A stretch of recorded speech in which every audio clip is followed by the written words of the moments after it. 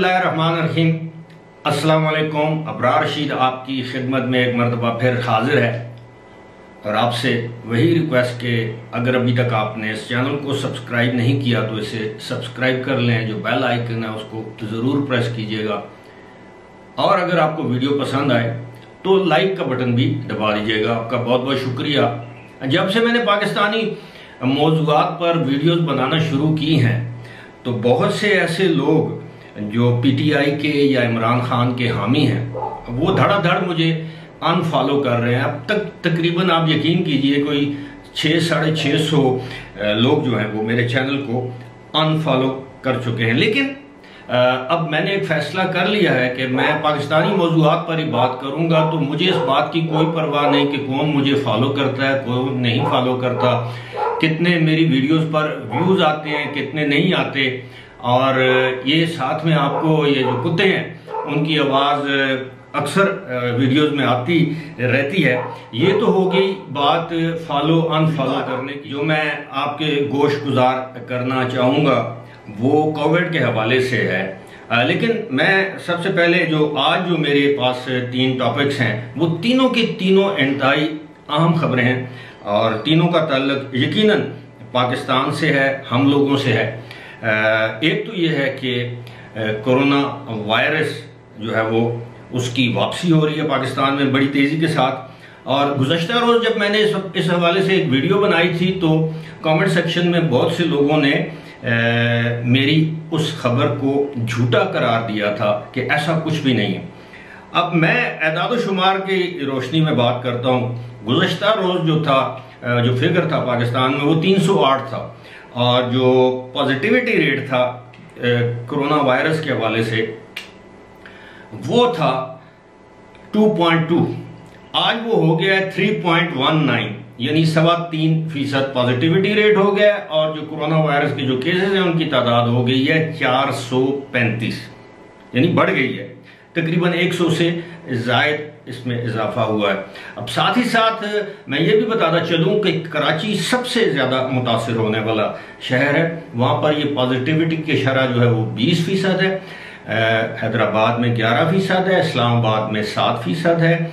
इसी तरह खैबर पख्तूनख्वा में मुख्तलिफ मुकामात पर ये शरह जो है वो 6 से ज़्यादा है। एबटाबाद की शरह भी 7% है। तो कोरोना की वबा जो है वो फैल रही है। इसके अलावा मैंने बात करनी थी जो आज एक अफसोसनाक वाक़या पेश आया जैकबाबाद में। वहाँ पर एक बम धमाके के नतीजे में एक शख्स जो है वो शहीद हो गया है, जाँ बहक हो गया है। 8 अफराद इसमें जख्मी हुए हैं। मोटरसाइकिल में ये बम नस्ब था और ये काफ़ी अरसे के बाद इस तरह की कार्रवाइयाँ देखने में आ रही हैं, ख़ासतौर पर सिंध में।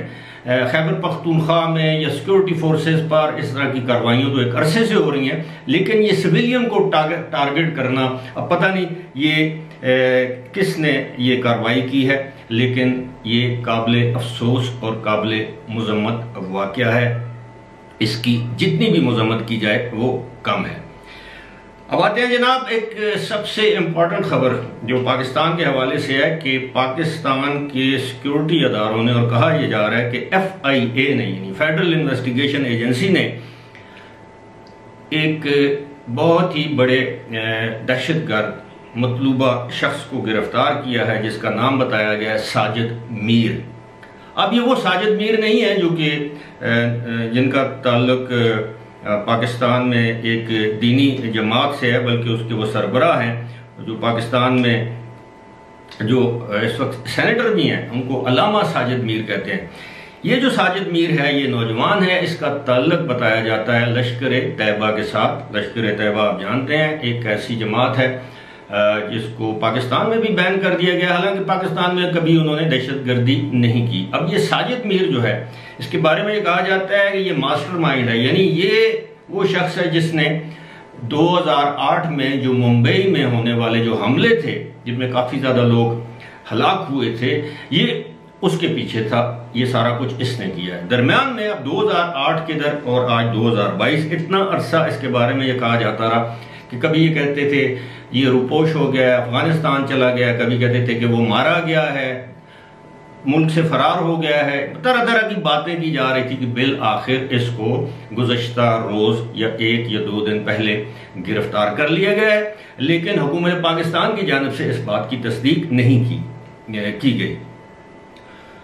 भारतीय मीडिया का ये दावा है कि इस शख्स को ये पहले ही इन लोगों की तहवील में था, लेकिन अब ये इसको इसलिए जाहिर किया गया है कि जो FATF में यानी FATF में जो पाकिस्तान के ऊपर जो एक तलवार लटक रही है, उस तलवार को हटाने के लिए आपके इल्म में हाफिज सईद को पहले ही सजा दी जा चुकी है। इस पर मैं अलग से वीडियो करूंगा कि पाकिस्तान के किसी मेन स्ट्रीम मीडिया में हाफिज सईद की सजा को नुमाया करके नशर या शाया नहीं किया गया।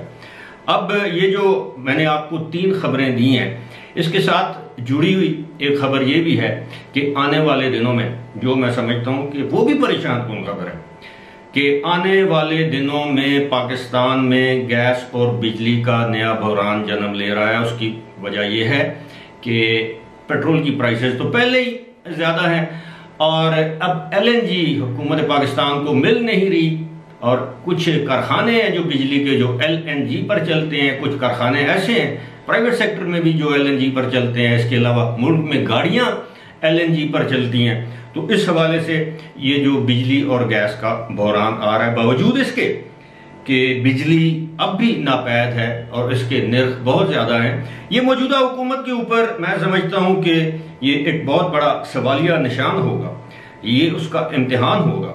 अगर मौजूदा हुकूमत इन तमाम मसाइल पर काबू पाने में नाकाम हो जाती है, तो फिर आइंदा जब भी इंतखाबात हुए तो उसमें अपनी इस नाकामी का खमियाजा हुकूमत को यकीनन भुगतना पड़ेगा।